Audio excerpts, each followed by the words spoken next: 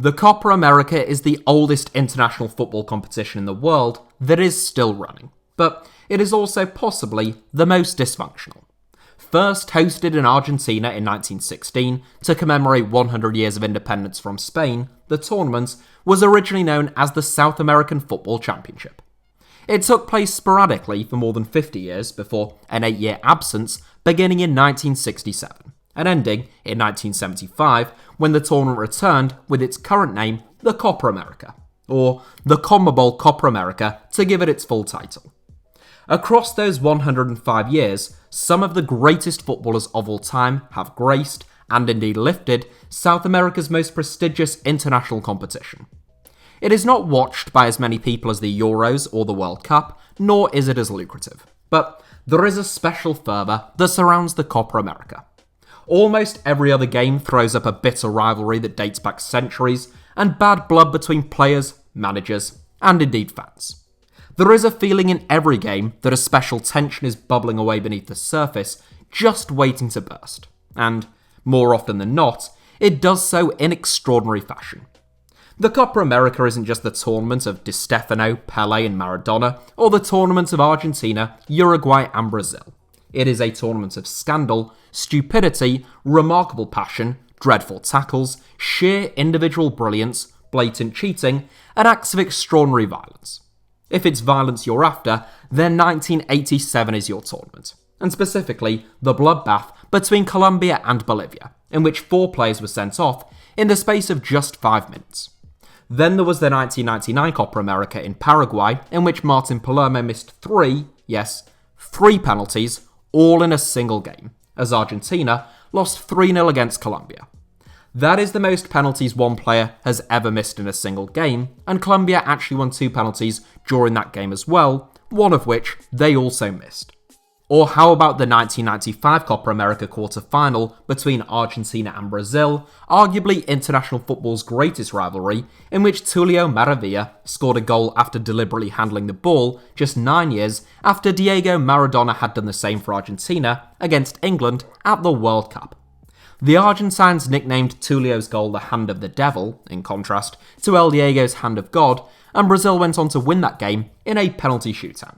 Tulio never played for Brazil again following that goal, but he certainly played a lot more club football. Just take a look at that playing career. He only retired in 2019 at the age of 50.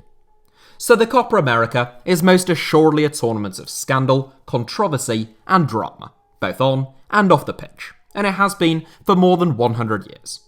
And yet, there has perhaps never been a more controversial or crisis-ridden Copa America before a ball has even been kicked than the 2021 Copa America.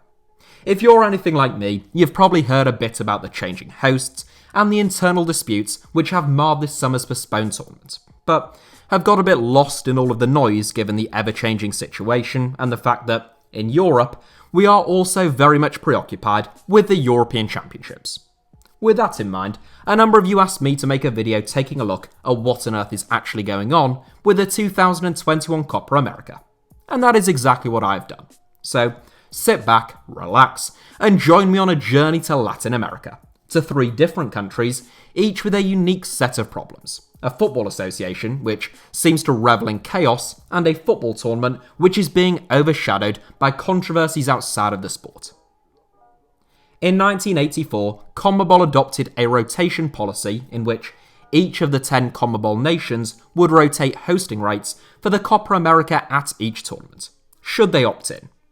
The new system worked quite well up until 2015 when it was Brazil's turn to host the finals, but the tournament was instead played in Chile, who won their first title since Brazil were hosting the 2014 World Cup and the 2016 Summer Olympics either side of the competition. In 2016, the format was once again disregarded as the United States became the first non-CONMEBOL and indeed non-South American nation to host the tournament for the special 100-year anniversary Copa America Centenario. The 2019 Copa America, which had been scheduled to take place in Chile, was instead hosted by Brazil since Chile had hosted in 2015, which would originally have taken place in Brazil as per the tournament's hosting rotation. Hopefully, I haven't lost you just yet, Admittedly, it is all a little bit confusing, and I'm sorry to say, it isn't about to get any more straightforward. You can get an idea of just how dysfunctional the Copa America is by just taking a look at the years in which it has taken place. Whilst the Euros and the World Cup have always been every 4 years, with the exception of Euro 2020 due to the COVID-19 pandemic, the Copa America has been much more sporadic. For decades, there was no real rhyme or reason to the time intervals between tournaments. Sometimes it was every year, then every 2, every 3, every 4, and then even that 8-year gap from 67 to 75, of course. Since 2007, though, the Copa America has been contested once every 4 years, just like the Euros and the World Cup, with the exception of 2016, to celebrate the tournament's 100-year anniversary. You might quite reasonably be wondering then why there is a 2020 or 2021 Copa America at all, given that the tournament last took place in 2019.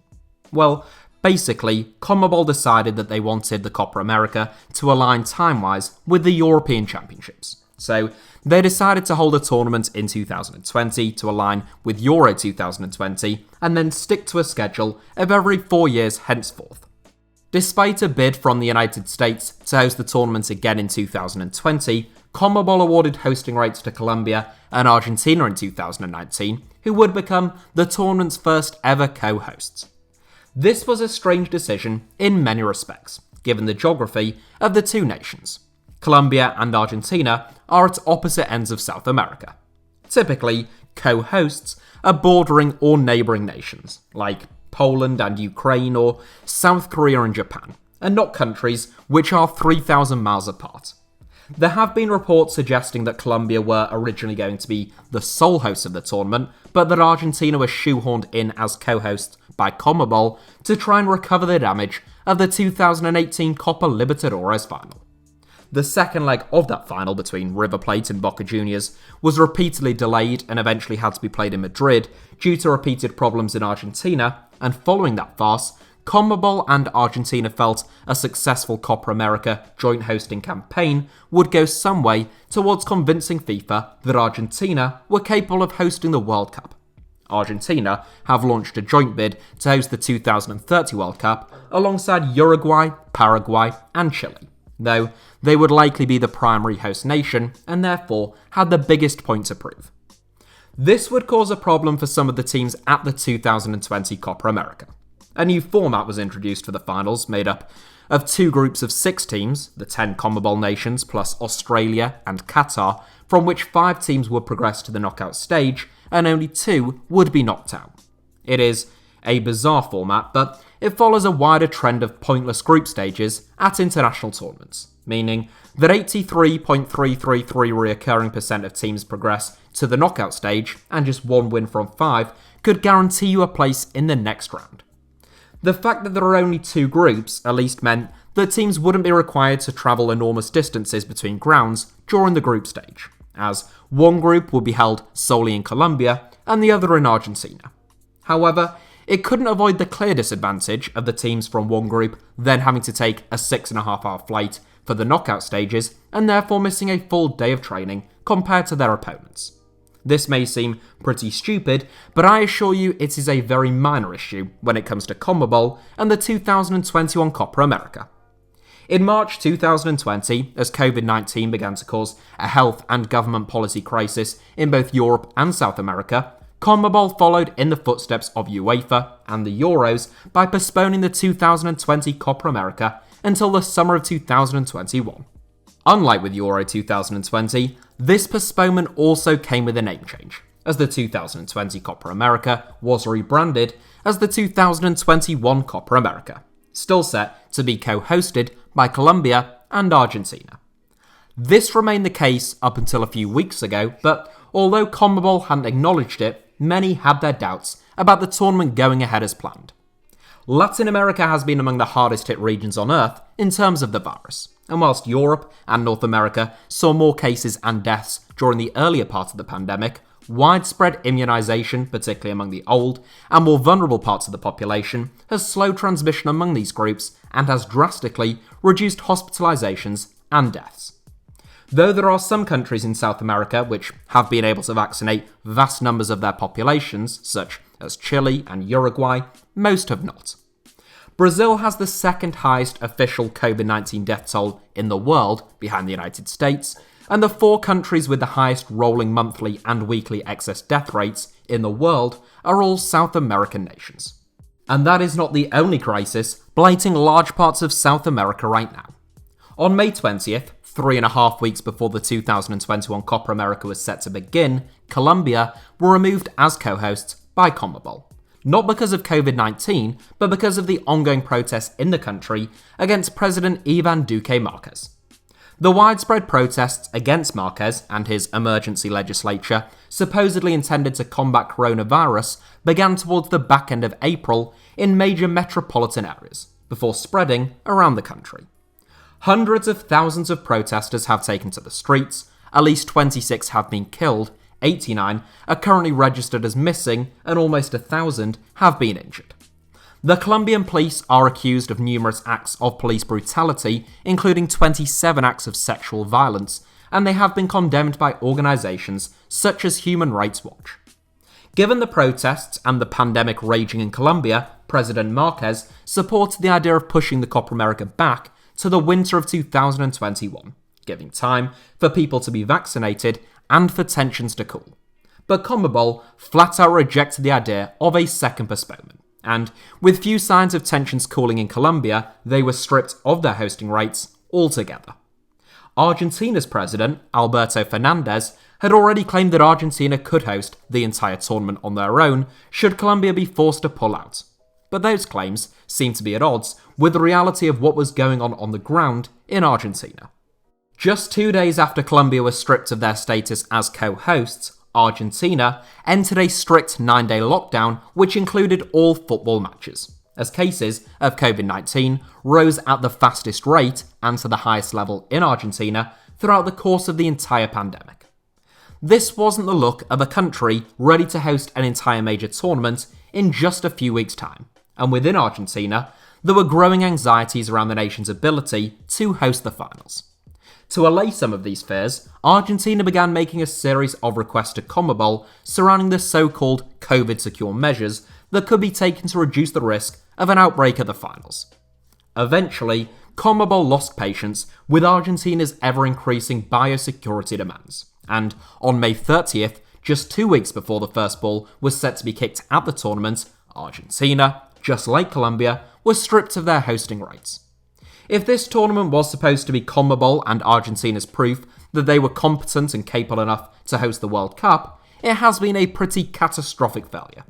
Oh well, if all else fails, I guess they can always do it the old-fashioned way and go down the Qatari route of just buying it instead. Although, that may be easier said than done right now as well, with the Argentine peso having been battered in recent years, and 5% of Argentina's GDP now being directly attributable to Lionel Messi. That isn't true, it's a joke about Argentina's almost permanently crisis-ridden economy, just in case that was unclear.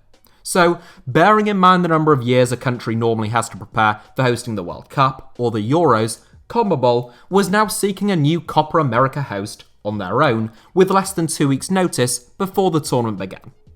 It took them less than 24 hours, with Brazil accepting the invitation, despite having just hosted the tournament in 2019. There was just one problem. The pandemic was, and indeed still is at the time of this recording, even worse in Brazil than it is in Argentina. Yeah, I know. Seems kind of problematic and counterintuitive, and it certainly is problematic. It is a little less counterintuitive when one remembers or discovers a little bit about the Brazilian president Jair Bolsonaro, a man who told Brazilians to stop whining about coronavirus back in March, at a time in which more than 1,000 people a day were dying due to the virus in Brazil. Within a month, 4,000 Brazilians were losing their lives every single day as the virus was allowed to let rip. And at the time of this recording, the deaths of 573,000 Brazilians have been attributed to the virus, and about 800 to 2,500 more deaths are still being recorded on a daily basis. And that is just the officially reported COVID death numbers. The figures for excess deaths are even higher, but still Bolsonaro remains unmoved. Ironically, yet tragically, one could argue that Brazil is suffering the effects of the COVID-19 pandemic even more than Argentina, and the effects of political unrest and protests even more violently than Colombia, the two nations who were stripped of their hosting rights in order for the tournament to be handed to Brazil. The governor of Bahia, Rui Costa, no, not that one, or that one, that's right, refused to host any Copa America fixtures in his state, citing Bahia's prioritisation of its vaccination programme rather than the hosting of a football tournament, and pointing to the fact that Bahia's largest stadium, the Itaipava Arena Fonte Nova, is currently being used as a field hospital to deal with the state's health crisis rather than as an actual football stadium. Senator Henan Calheiros has nicknamed the finals as the Championship of Death and urged Neymar to quit the tournament in protest. Meanwhile, the Brazilian Socialist Party described Brazil hosting the finals as immoral and reportedly considered taking legal action to try and block the tournament from going ahead on Brazilian soil. It is worth noting that the 2021 Copa America, unlike the Euros, will be played behind closed doors, and each national team is limited to a delegate of 65 people, all of whom have to have been vaccinated. But people still aren't happy, including many within the Brazilian squad.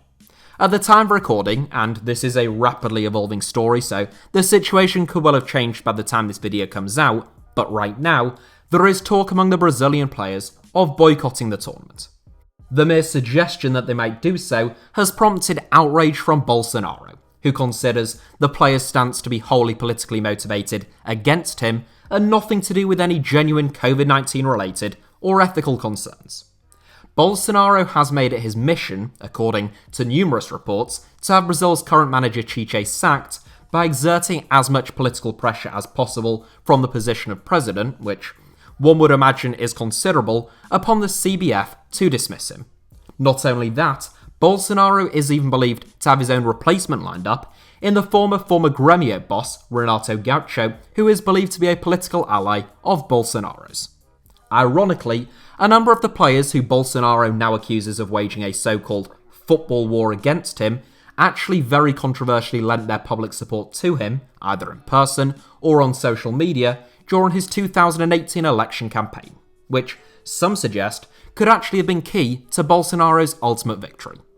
The 2021 Copa America is due to begin on June 13th at the Estadio Nacional Mané Garrincha in Brasilia, a stadium controversially built at extraordinary cost in a country where so many live in poverty and in a region without a top-flight football team, which has become a white elephant ever since the 2014 World Cup.